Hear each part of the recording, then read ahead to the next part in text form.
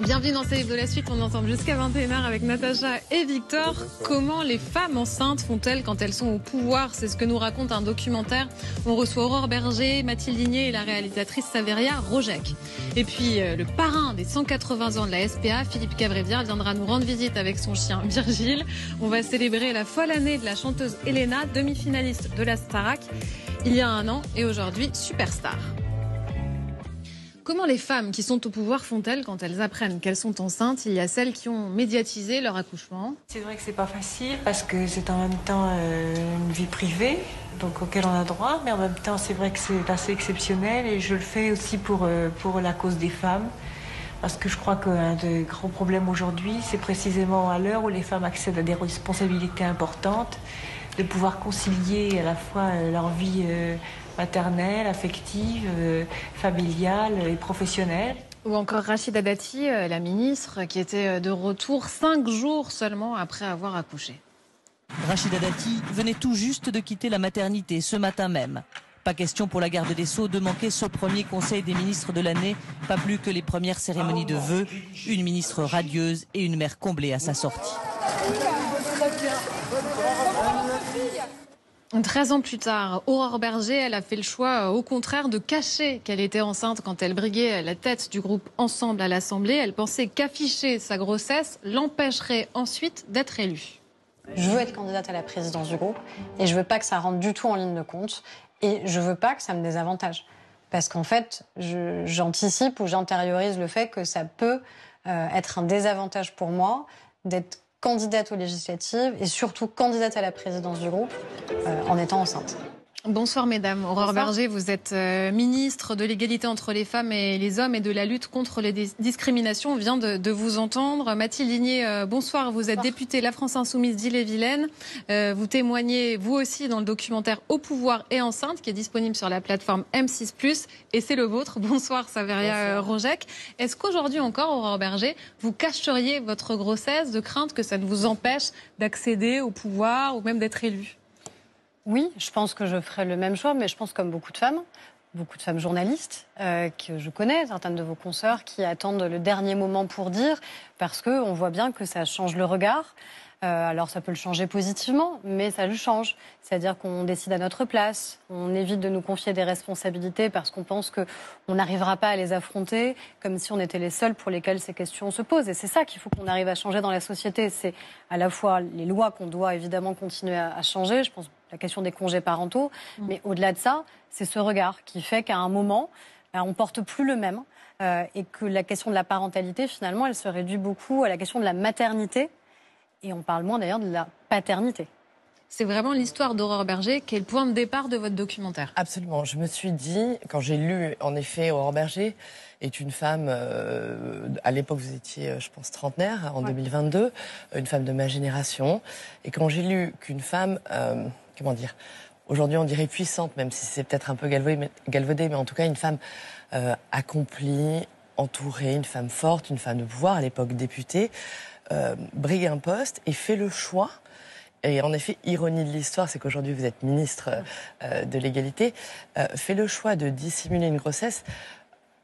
Voilà, la première réaction, c'est parce que vous vous dites je n'obtiendrai pas le poste ou je ne serai pas élu. Vous briguiez à l'époque, en effet, la tête du groupe majoritaire à l'Assemblée, du groupe En Marche à l'Assemblée. Je me suis dit comment quelqu'un de ma génération, une députée, une femme de pouvoir, peut avoir encore ce type de réflexe. Qu'est-ce que ça dit, en fait, de l'égalité réelle dans notre société pour des femmes justement moins privilégiées? Si des femmes de pouvoir ont ces réflexes-là, parce qu'est-ce que c'est pour les autres? Voilà, qu'est-ce que c'est pour les autres? Qu'est-ce que ça dit de l'égalité réelle dans notre société? Et c'est quelque chose, le fait de, par exemple, dissimuler ou de retarder l'annonce d'une grossesse, toutes dans le film, toutes les femmes, les ministres, députées, elles ont quasiment toutes eu ce genre de réflexe au moment où elles tombent enceintes, ce qui devrait être un moment de bonheur, de joie dans la vie d'une femme.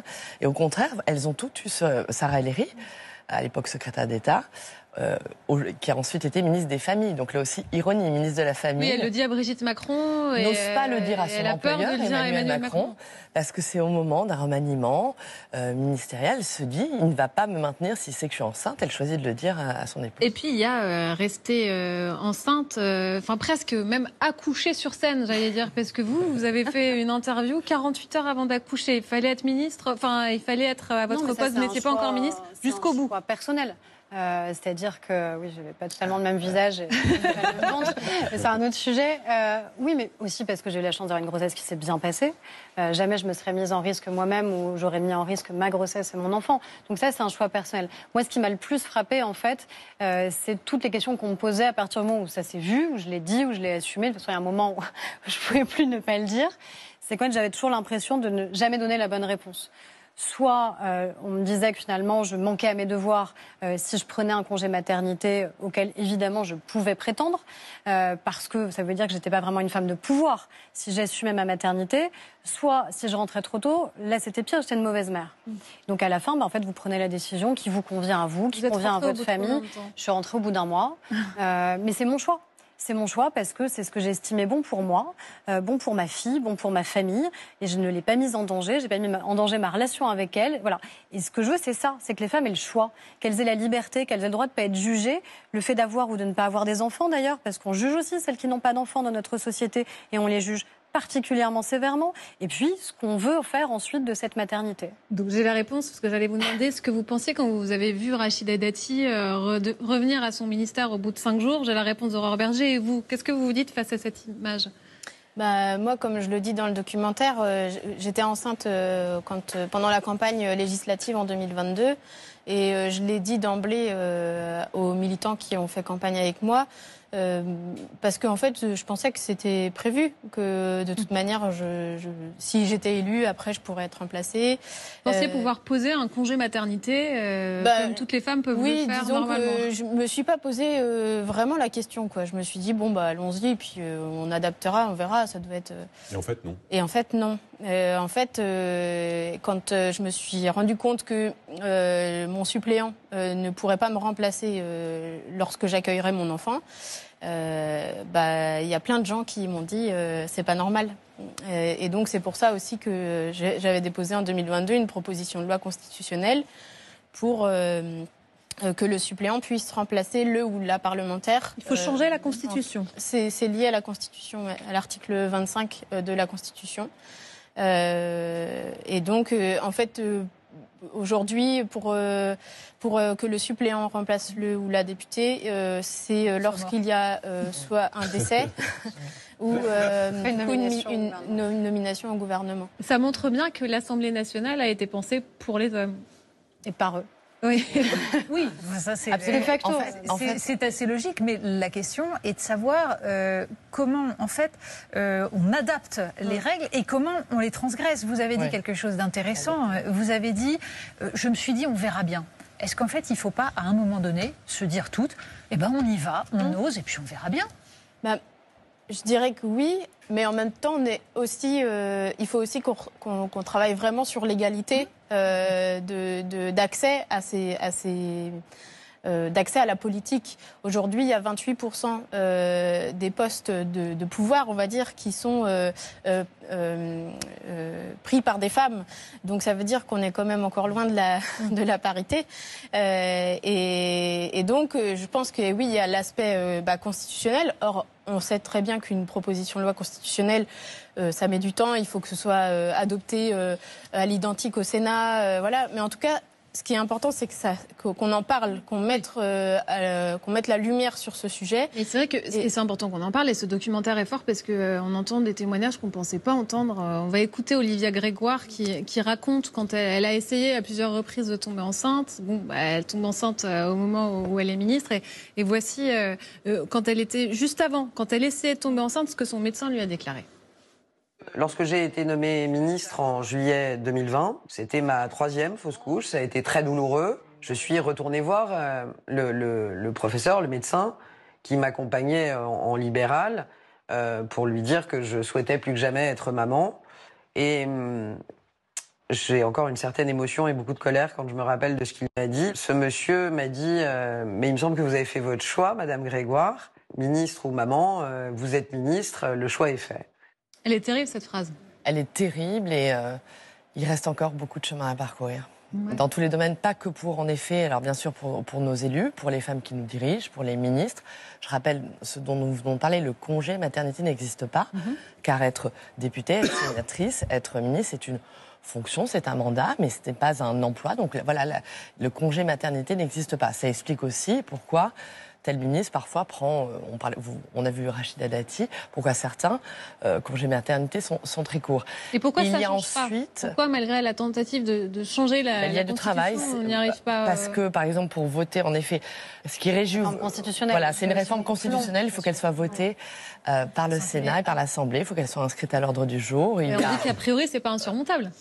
Non, mais ça pose aussi beaucoup de questions. C'est-à-dire qu'on n'est pas dans une fonction comme une autre. On n'est pas salarié. C'est aussi toute la difficulté quand vous êtes parlementaire, quand vous êtes ministre. Vous ne pouvez pas être remplacé. Vous n'allez pas dénommer quelqu'un pour nommer tout d'un coup un suppléant. Ça n'existe pas.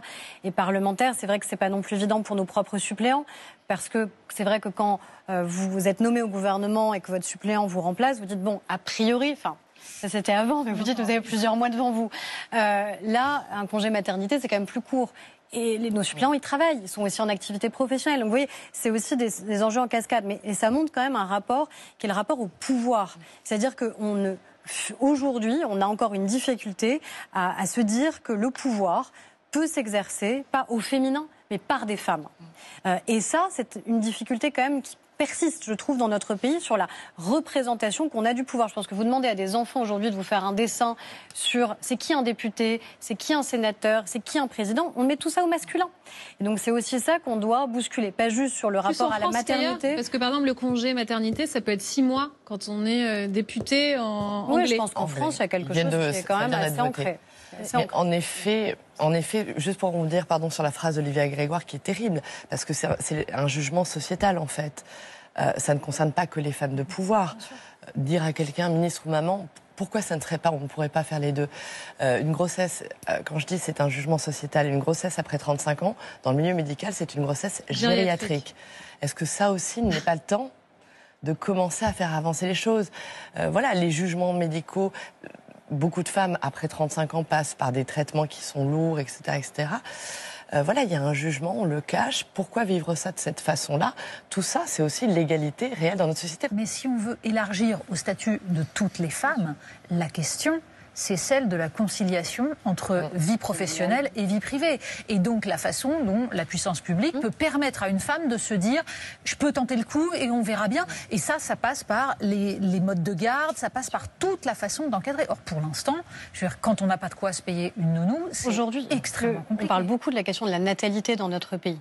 Le fait qu'on a une natalité qui baisse. Il y a plein de facteurs qui l'expliquent. Il y a des facteurs médicaux, mais ce n'est pas les premiers facteurs. Le premier facteur aujourd'hui, c'est l'impossibilité de faire garder ses enfants, c'est-à-dire l'impossibilité de se projeter dans une vie où je vais devenir parent, mais je peux continuer à être qui je suis, avoir une vie sociale, avoir une vie professionnelle. Donc c'est pour ça que le premier effort qu'on doit faire, c'est évidemment sur la question des modes de garde, ce qu'on essaye de faire sur le service public de la petite enfance notamment, parce que c'est le premier empêchement, mais parce qu'on a aussi cet empêchement sociétal, encore une fois, qui fait qu'instinctivement, une femme qui veut avoir un enfant, qui a un désir d'enfant, se met dans une position aujourd'hui où elle est prête à retarder son désir d'enfant, de peur, encore une fois, du jugement qu'elle va avoir, du jugement social. La société ne considère pas qu'elle rend service aussi à la collectivité en ayant des enfants. Est-ce que, mesdames, vous diriez que la maternité, quand même, a changé votre rapport au pouvoir, ou est-ce que pas du tout? Je ne sais pas si c'est le rapport au pouvoir. Ce qui est certain, c'est que oui, ça a changé beaucoup de choses dans la conception de ma vie, en fait. Ça change votre rapport au temps, ça change votre rapport aux autres. Je ne pense pas que ça change l'exercice du pouvoir, parce que sinon, ça veut dire que je pense qu'on renvoie encore à des qualités féminines ou masculines. Moi, je déteste ça, parce qu'à la fin, je trouve que c'est une grande porte d'entrée du sexisme. Mais oui, moi, ça a profondément changé ma vie. Mais je pense comme chaque parent, qu'on soit une mère ou un père, un homme ou une femme, heureusement que ça nous chamboule un peu quand même d'être parents. Tout à l'heure, vous évoquiez est-ce qu'il n'est pas temps d'y aller et on verra bien.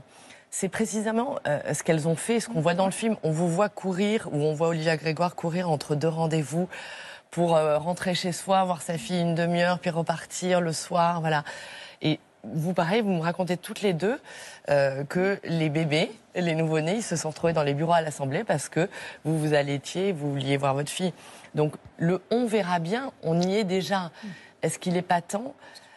Ces femmes députées, elles votent nos lois, elles font nos textes de loi et elles sont obligées de cacher leur bébé dans leur bureau à l'Assemblée parce que rien n'est prévu. Ça dit quand même quelque chose de ce qu'il reste à accomplir. Merci beaucoup, mesdames, d'avoir été nos invités. Le documentaire Au pouvoir et enceinte est toujours disponible sur la plateforme M6+. Il nous